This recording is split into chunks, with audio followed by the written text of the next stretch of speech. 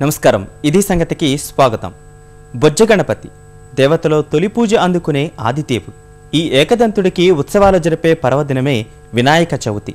ఈ పండుగను అంతా ఆనందోత్సాహాల నడుమ జరుపుకుంటారు. ఎత్తైన విగ్రహాలు, మెరిపించే రంగులతో ప్రతిమలకు అత్యంత వైభవంగా నవరాత్రులు పూజలు అందిస్తారు. కానీ ఈ సంతోషం మాటునే ఓ ముప్పు పొంచి ఉంది. భారీ మిరుమిట్టు గొలిపే ప్రతిమల మాటున పర్యావరణ విపత్తు దాగి ఉంది. అదే ప్లాస్టర్ ఆఫ్ ప్యారిస్. ఈ పిఓపి వల్ల కలిగే దుష్పరిణామాలు ఏళ్లుకేళ్లుగా కళ్ల ముందే సాక్షాత్కరిస్తున్న పరిష్కారం గురించి ఆలోచించని అలసత్వానికి తగిన మూల్యం చెల్లించుకోవాల్సి వస్తోంది. ఇదే సమయంలో ప్లాస్టర్ గణపతి వద్దు, మట్టి గణపతే ముద్దు అంటూ ప్రత్యామ్నాయం దిశగా దేశం బుడిబుడి అడుగులు వేస్తోంది. ఈ అడుగులు ఎప్పుడు పరుగుగా మారి పర్యావరణహిత గణపతి లక్ష్యాన్ని చేరుకుంటుందనేది ప్రస్తుతం అందరి ముందు మెదులుతున్న ప్రశ్న. జై జై జై జై గణేశ జై జై జై జై జై జై జై జై వినాయక జై జై జై గణనాయకాయ గణదైవతాయ గణాధ్యక్షాయ ధీమహి గుణశరీరాయ గుణమండితాయ గుణేశానాయ ధీమహి గుణాతీతాయ గుణాధీశాయ గుణప్రవిష్టాయ ధీమహి. వినాయక చవితి చిన్న పెద్ద అంతా కలిసి సంతోషంగా జరుపుకునే పండుగ. పర్వదినం వస్తుందంటే చాలు నెల రోజుల నుంచే సందడి మొదలవుతుంది. సకల శుభాలు కలగాలని, విఘ్నాలు తొలగిపోవాలని ఊరు వాడ ఆ విఘ్నేశ్వరుని ప్రతిమలు వెలుస్తాయి. నవరాత్రులు అత్యంత భక్తి శ్రద్ధలతో పూజలు చేస్తారు. ఇంటి నుంచి మొదలుకొని భారీ మండపాల వరకు బొజ్జ గణపయ్యను కొలుస్తారు. 9 రోజుల పాటు వివిధ రకాలైన పత్రితో గణేశుణ్ణి పూజిస్తారు.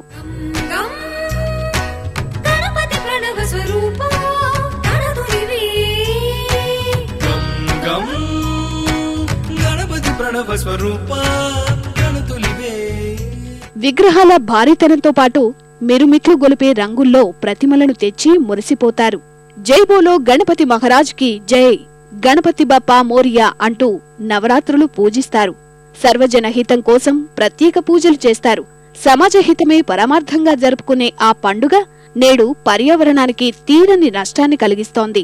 భారీ విగ్రహాలు, రంగుల ప్రతిమల మాటున భవిష్యత్ తరాలకు వ్యధను మిగులుస్తోంది. ప్రకృతి సంబంధమైన పండుగ ఆ ప్రకృతికే శాపంగా మారుతోంది. వినాయక చతుర్థి వల్ల పర్యావరణానికి ముప్పు ఎందుకు వాటిల్లుతోంది? జల వనరుల పరిరక్షణ కోసం పుట్టిన పర్వదినం ఆ జలాశయాలను మింగేసే పరిస్థితి ఎందుకు వచ్చింది? వివరాలు చూద్దాం.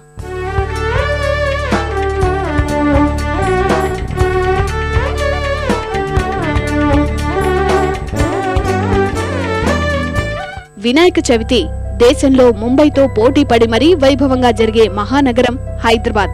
భారీ విగ్రహాలు, అందమైన రంగుల ప్రతిమలు. కాని వీటి వెనుకే కాలుష్య కాసారాలుగా మారుతున్న జలవనరులు. ఇలా ఎందుకు జరుగుతోంది? కారణం ప్లాస్టర్ ఆఫ్ ప్యారిస్. భారీతనం కోసం పీఓపీతో తయారు చేసిన విగ్రహాలు, రసాయనాలు వాడిన రంగుల వల్ల హుస్సేన్ సాగర్, సరూర్ నగర్ చెరువు మొదలుకొని 2 రాష్ట్రాల్లోని చెరువులు విషతుల్యమవుతున్నాయి. నిమజ్జన కార్యక్రమం ముగిసిన తర్వాత జలాశయాల్లో టన్నుల కొద్దీ వ్యర్థాలు పెరిగిపోతున్నాయి. ప్లాస్టర్ ఆఫ్ ప్యారిస్ తో చెరువు అడుగు భాగం గచ్చుగా మారిపోతోంది. జలరాశులకు నీటి కింద ఉన్న నేలతో సంబంధాలు తుంచేస్తూ వాటి మనుగడే ప్రశ్నార్థకమవుతోంది.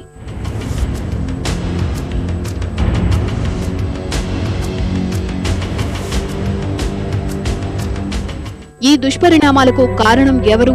మనిషి ఆనందోత్సాహాల నడుమ జరుపుకునే పండుగ పర్యావరణానికి ప్రమాదకరంగా ఎందుకు మారుతోంది?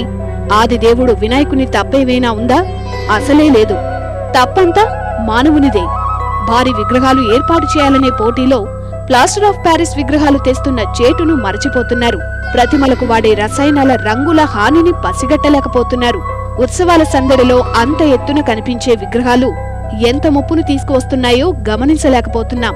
తమతో పాటు భవిష్యత్ తరాలకు చేస్తున్న నష్టాన్ని కనిపెట్టలేకపోతున్నారు.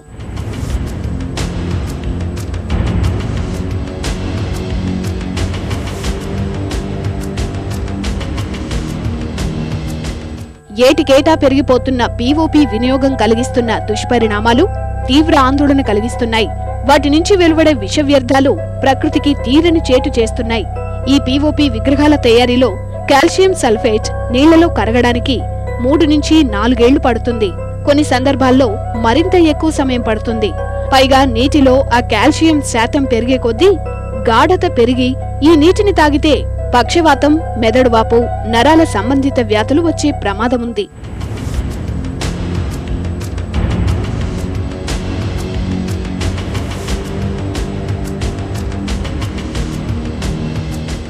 ఈ విషయాలు తెలిసి కొంతమంది తళతళ మెరిసే విగ్రహాల కిరీటాలను చూసి మురిసిపోతుంటారు.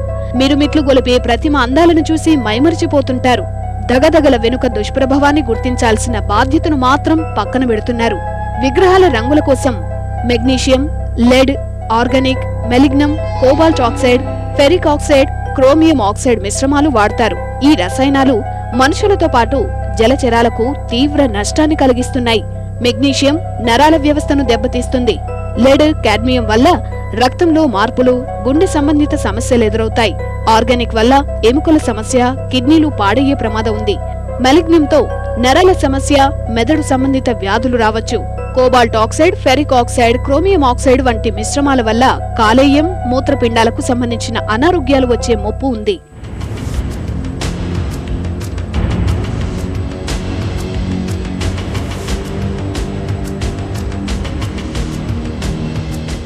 ఇక ప్లాస్టర్ ఆఫ్ ప్యారిస్ రసాయనిక రంగులు జలచరాలను హరించి వేస్తున్నాయి. ప్లాస్టర్ ఆఫ్ ప్యారిస్ తో కర్బన పదార్థాలు, భార లోహాలు పరిమితికి మించి పోగుపడి నీటి అడుగున ఉండే ప్రాణుల బతుకును తుంచేస్తున్నాయి. ఈ హానికర రసాయనాలు చేపల శరీరంలోకి వెళ్లి ఆహారంగా మన శరీరాలకు వచ్చి అనేక వ్యాధులు కలుగజేస్తున్నాయి. అదేవిధంగా అవి భూమిలోకి ఇంకి శ్వాసకోశ, రక్త సంబంధ వ్యాధులను కలుగజేస్తున్నాయి. హైదరాబాద్ హుస్సేన్ సాగర్ లో గతేడాది నిమజ్జనం మిగిల్చిన కాలుష్యం ఈ ఏడాది గణపతి నవరాత్రులకు హెచ్చరికలు పంపుతోంది. పీఓపీ విగ్రహాల ప్రభావానికి భాగ్యనగరంలోని హుస్సేన్ సాగర్, సరూర్ నగర్ చెరువు వ్యర్థాలకు నిలయంగా మారాయి. హుస్సేన్ సాగర్ లో 20,000 టన్నుల ఘన వ్యర్థాలు చేరాయి. మరో 30,000 లీటర్ల అధిక గాఢత కలిగిన రసాయనాలు, 400 టన్నుల ఇనుము, 150 టన్నుల కలప సహా ఇతర హానికర మూలికలు పేరుకుపోయాయి. ఆక్సిజన్ శాతం 0 స్థాయికి చేరి జలాశయం ప్రమాదం అంచుకు చేరింది.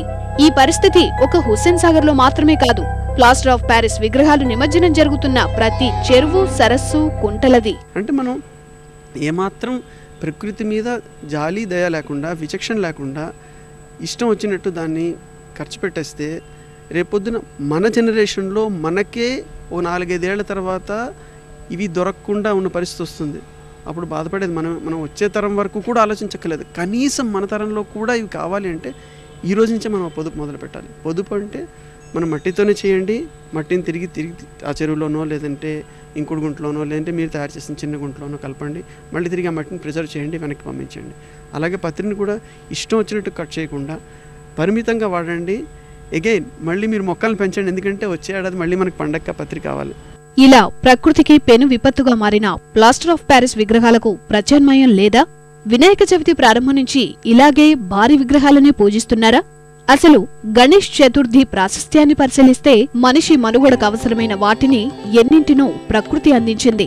ఆ వనరులు పరిరక్షించుకోవడానికి మనం సృష్టించుకున్న సందర్భాలే పండుగలు. వినాయక చవితి, బతుకమ్మ, సంక్రాంతి, ఉగాది ఇలా ఏ పండుగ తీసుకున్నా ప్రకృతితో ముడిపడినవే.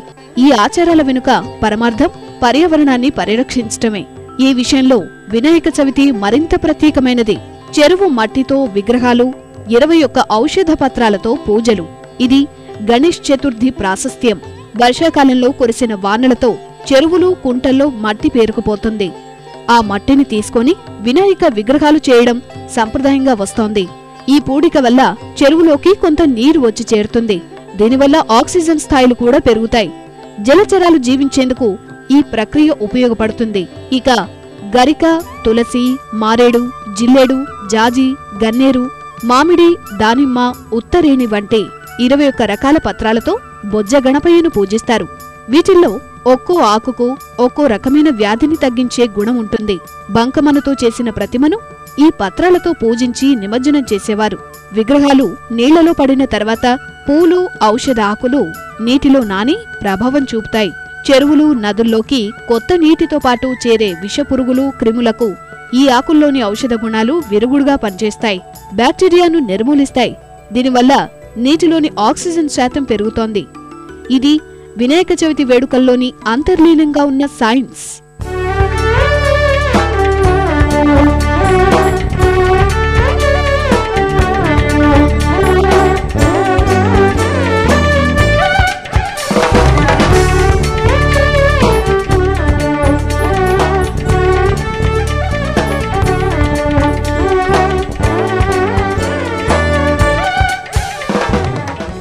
ఇలా ప్రకృతికి ఎన్నో లాభాలు చేకూర్చే వినాయక చవితి మానవ తప్పిదాల వల్ల పర్యావరణానికి పెను ముప్పుగా మారుతోంది. ఈ పరిస్థితి నుంచి బయటపడాలంటే మాత్రం తిరిగి అలనాటి మట్టి ప్రతిమల సంప్రదాయం పునరుద్ధరించాలి. హంగు ఆర్భాటాలకు స్వస్తి పలుకుతూ ప్లాస్టర్ ఆఫ్ ప్యారిస్ విగ్రహాల వాడకాన్ని నిలిపివేయాలి. ప్రకృతికి మేలు చేసే బంకమన్ను విగ్రహాల ఏర్పాటును విరివిగా చేపట్టాలి. ప్లాస్టర్ ఆఫ్ ప్యారిస్ దుష్పరిణామాలపై విస్తృత ప్రచారం కల్పించాలి. విద్యార్థి దశ నుంచి మట్టి ప్రతిమల వల్ల కలిగే ప్రయోజనాలను వివరించాలి. కాగితపు విగ్రహాలు, పండ్లు, కూరగాయలు రూపొందించి పర్యావరణానికి మేలు చేసేలా చర్యలు తీసుకోవాలి. ప్లాస్టర్ ఆఫ్ ప్యారిస్ విగ్రహాల ఏర్పాటును తగ్గించేందుకు ప్రభుత్వాలు కూడా ప్రత్యేక చొరవ చూపాల్సిన అవసరం ఎంతో ఉంది.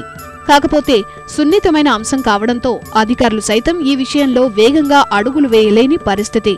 అందుకే కనీసం ప్రత్యేకంగా నీటి తొట్టెలు నిర్మించి అందులోనే గణేష్ ప్రతిమలు నిమజ్జనం జరిగేలా ప్రత్యేకంగా చొరవ చూపాలని పర్యావరణవేత్తలు విజ్ఞప్తి చేస్తున్నారు.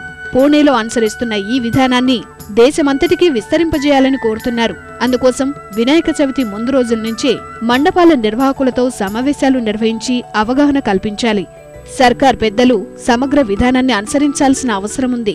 మనం ఇప్పుడు ఆలోచించాలి. ఆల్రెడీ మన దేశంలో కొన్ని రోల్ మోడల్స్ ఉన్నాయి. పూణేలో 8 ఏళ్లుగా కనీసం 50% సహజ రంగులతో చేస్తున్నారు. అలాగే చాలా వరకు మట్టి వినాయకులు పెడుతున్నారు.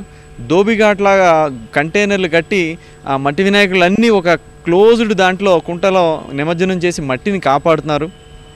ఇవి 8 ఏళ్లుగా జరుగుతున్నాయి. పూణే కమిషనర్ గారు మాట్లాడి మన వాళ్ళు ఎవరికి ఆసక్తి ఉన్నా కూడా సహాయం చేయడానికి వాళ్ళు రెడీగా ఉన్నారు.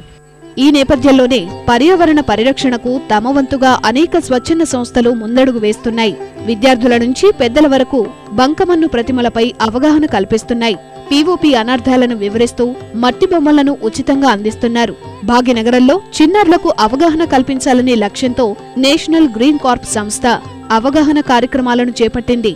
వీరితో పాటు హైదరాబాద్ మహానగరపాలక సంస్థ సైతం ఏటా మట్టి బొమ్మల పంపిణీ చేపడుతోంది. మట్టి గణపతులను చేయడం వల్ల చాలా ప్రయోజనాలు ఉన్నాయి. ఒకవేళ ఈ మట్టి గణపతిని చెరువులో వేస్తే ఇవి వెంటనే కరిగిపోయి చేపలకి మిగతా జలజీవులకి ఉపయోగపడతాయి. అదేవిధంగా ఒకవేళ మనం పిఓపితో చేసిన విగ్రహాలు వేసామనుకోండి చెరువులో, అవి చేపలకి ఇంకా మిగతా జలరాశులకి విషమై అవి చనిపోతాయి. చాలామంది కెమికల్స్ ఉపయోగించి చేస్తున్నారు. దానివల్ల మనము నిమజ్జనం చేసేటప్పుడు నీటిలో కెమికల్స్ కలిసిపోయి నీరు కలుషితమయ్యి నీటిలో ఉండే ప్రాణులు చాలా ఇబ్బంది పడుతున్నారు. మట్టి విగ్రహం అంటే మనకి మట్టి నీటిలో నుంచి వస్తుంది కాబట్టి దాన్ని మళ్ళీ మనం నిమజ్జనం చేసిన ఆ మట్టి అందులోనే కలిసి అన్ని ప్రాణాలు బాగా ఉంటాయి. మట్టి విగ్రహం పూజిద్దాం, పర్యావరణాన్ని కాపాడదామని నా అవకాశం అండి. చాలామంది మట్టి విగ్రహాన్ని పూజించాలి.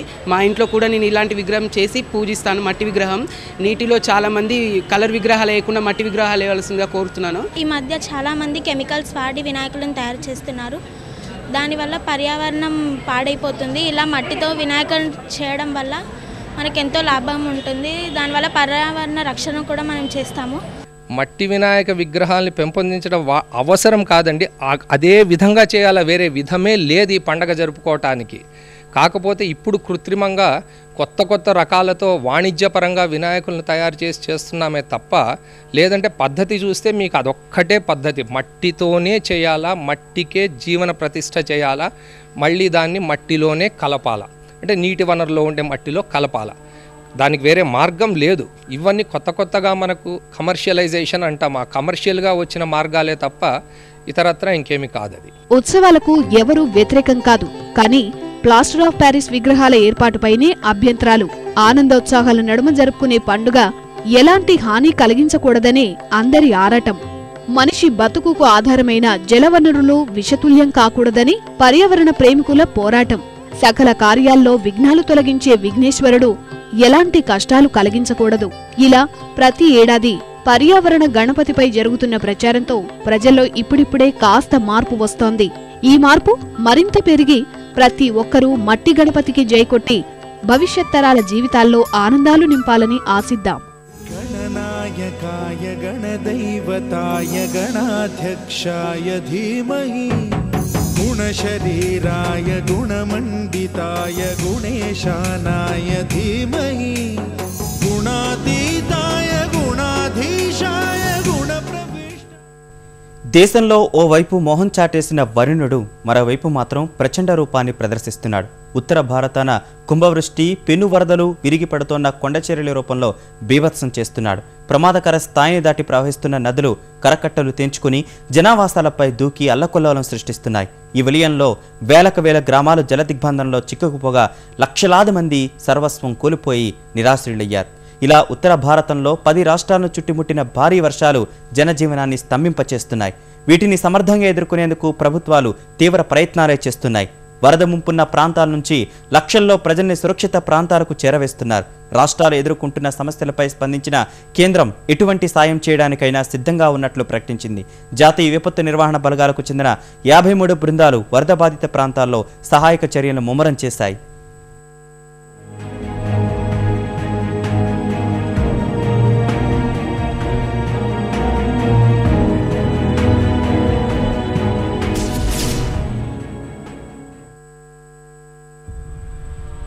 ఉత్తర భారతంపై పంజా విసిరిన వరుణుడు. భారీ వర్షాల ధాటికి చిగురుటాకులా వణుకుతోన్న 10 రాష్ట్రాలు, జలదిగ్బంధంలో అనేక జిల్లాలు, ప్రమాదం అంచున వేలాది గ్రామాలు, పదుల్లో ప్రాణాలను బలికొన్న రాకాసి వరదలు, నిరాశ్రయులైన లక్షల మంది బాధితులు, వేల హెక్టార్లలో నీటిపాలైన పంటలు, లక్షల సంఖ్యలో ప్రజల్ని సురక్షిత ప్రాంతాలకు చేరవేస్తున్న ప్రభుత్వాలు, సహాయక చర్యల్లో పాల్గొంటున్న జాతీయ విపత్తు నిర్వహణ బృందాలు.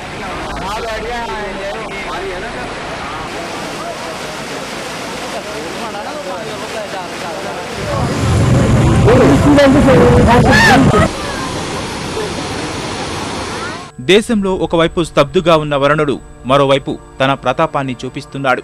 మొన్నటి వరకు వర్షాభావ పరిస్థితులతో అల్లాడిన ఉత్తరాదిని ఇప్పుడు అతివృష్టి ముంచెత్తుతోంది. అనేక నదులు ప్రమాద స్థాయిని మించి ఉరకలేస్తూ జనావాసాలపై పడి బీభత్సం సృష్టిస్తున్నాయి. వేలల్లో గ్రామాలను ముంచెత్తుతూ ముందుకు కదులుతున్నాయి. జిల్లాలకు జిల్లాలే వరదల్లో చిక్కుకొని సాయం కోసం ఎదురు చూస్తున్నాయి.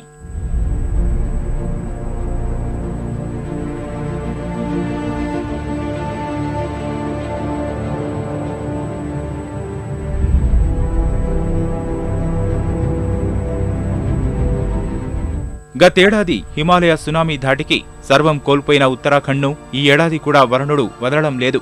నాటి విలయం గుర్తులు ఇంకా మరిచిపోక మునుపే అక్కడ మేఘగర్జనలు స్థానికుల గుండెల్లో రైళ్లు పరిగెత్తింపజేస్తున్నాయి. గత కొద్ది రోజులుగా గంగానది ప్రమాద స్థాయిని దాటి ప్రవహిస్తోంది. నాటి ప్రళయానికి కారణమైన మందాకిని నది ప్రమాదకర స్థాయిలో పరవళ్లు తొక్కుతోంది.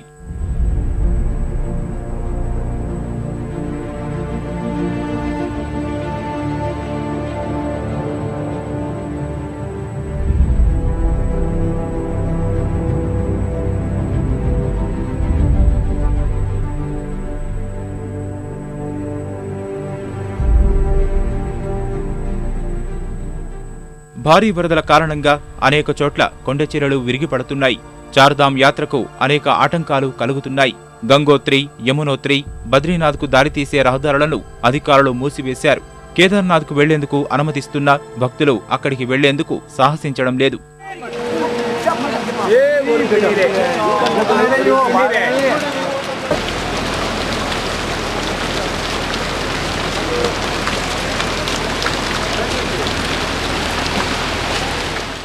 ఇప్పటివరకు ఉత్తరాఖండ్లో 30 మందికి పైగా మృతి చెందగా 30,000 మంది నిరాశ్రయులయ్యారు.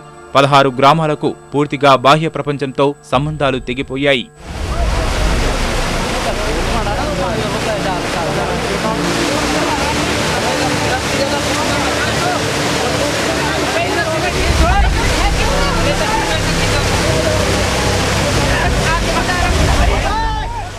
ఉత్తరప్రదేశ్ను వరుణుడు ముంచెత్తాడు.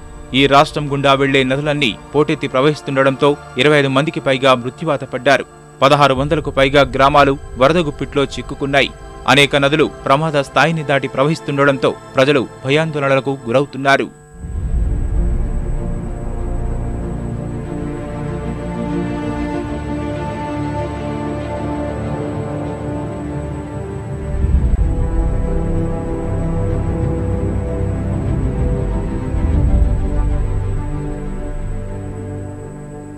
ఉత్తరప్రదేశ్లోని రాప్తీ నది ప్రమాదకర స్థాయికి చేరి 105 మీటర్ల నీటి మట్టాన్ని దాటి హడలెత్తిస్తోంది. ఈ నది వరద తాకిడికి బహరైచ్, శ్రవస్తి, బలరాంపూర్, గోండా, లఖీంపూర్, బారాబంకి, సీతాపూర్, ఫైజాబాద్, అజంఘర్ జిల్లాల్లో అనేక ప్రాంతాలు ముంపు బారిన పడ్డాయి. ఈ ప్రాంతాల్లో అత్యవసర పరిస్థితిని ప్రకటించిన రాష్ట్ర ప్రభుత్వం ఎప్పటికప్పుడు పరిస్థితిని సమీక్షిస్తోంది. పలు ప్రాంతాల్లో జాతీయ విపత్తు నిర్వహణ బృందాలు, ఎన్డీఆర్ఎఫ్ సిబ్బంది వరద సహాయక చర్యల్లో పాల్గొంటున్నారు.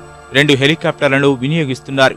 వరద విలయంలో చిక్కుకున్న ఉత్తరప్రదేశ్ను ఆదుకునేందుకు అన్ని విధాలా సహాయం అందిస్తామని కేంద్ర హోంమంత్రి రాజ్నాథ్ సింగ్ ప్రకటన చేశారు.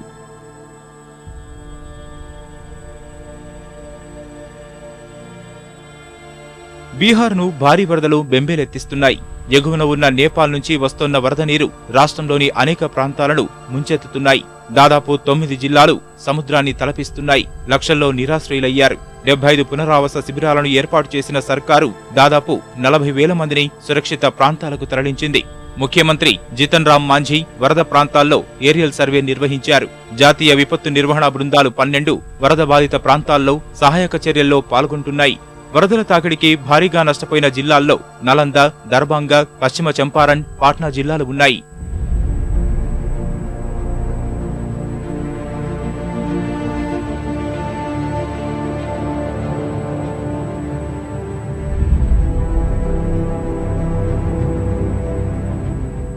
పశ్చిమ బెంగాల్లో లక్షల మందిని ప్రమాదం అంచున నిలబెట్టిన వరుణుడు ప్రతాపాన్ని చూపిస్తున్నాడు.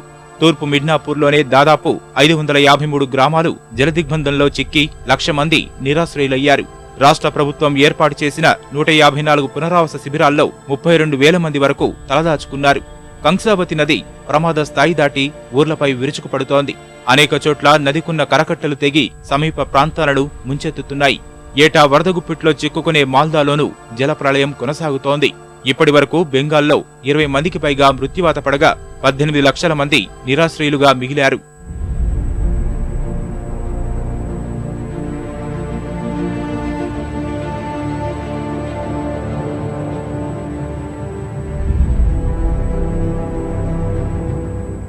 ఈశాన్య రాష్ట్రం అస్సాంలో వరుణుడి విలయతాండవం కొనసాగుతోంది. బ్రహ్మపుత్ర, దాని ఉపనదులు సృష్టిస్తోన్న భీభత్సానికి మధ్య ఎగువ అస్సాం అతలాకుతలమవుతోంది. దాదాపు 14 జిల్లాలోని 4 లక్షల మంది బాధితులుగా మిగిలారు. 800 గ్రామాలకు బాహ్య ప్రపంచంతో సంబంధాలు తెగిపోయాయి. ప్రఖ్యాత కజరంగా నేషనల్ పార్క్ 70% వరద గుప్పిట్లోకి వెళ్లగా దిబ్రూ సైఖోవా నేషనల్ పార్కులో సగభాగాన్ని ఇప్పటికే వరద ముంచెత్తింది. వీటితో పాటు దుద్భవ నేషనల్ పార్క్, పవితోర అభయారణ్యం దారుణంగా దెబ్బతిన్నాయి. జమ్మూ కాశ్మీర్లోని రాజౌరి జిల్లాలో భారీ వర్షాల కారణంగా హుబ్బీ నదిలో ఆకస్మిక వరదలు రావడంతో 2 మహిళలు కొట్టుకుపోయారు. అనేక చోట్ల కొండచర్యలు విరిగిపడుతున్నాయి. వివిధ ప్రాంతాలకు రాకపోకలు తెగిపోయి జనజీవనం స్తంభించింది. సరిహద్దు దేశం నేపాల్లోనూ వరదలు, కొండచర్యలు విరిగిపడి దాదాపు 100 మందికి పైగా మరణించారు. అక్కడున్న జలాశయాల్లో వరద ఉధృతి పెరుగుతుండటంతో దిగువకు వదులుతున్న నీరు బీహార్లోని కొన్ని ప్రాంతాల్లో అల్లకల్లోలానికి కారణమవుతోంది.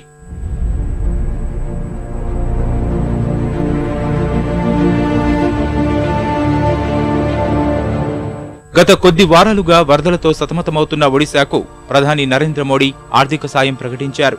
మహానది బీభత్సంలో ప్రాణాలు కోల్పోయిన వాళ్ల కుటుంబాలకు 2 లక్షల రూపాయలు, తీవ్ర గాయాలైన వాళ్లకు 50,000 పరిహారం ప్రకటించారు. ఒడిశాలో వరదల కారణంగా 47 మంది మృత్యువాత పడగా 62 గ్రామాల్లోని 71,178 మంది నిరాశ్రయులయ్యారు. మరిన్ని విభిన్న అంశాలతో మరో సంగతిలో కలుద్దాం. నమస్కారం.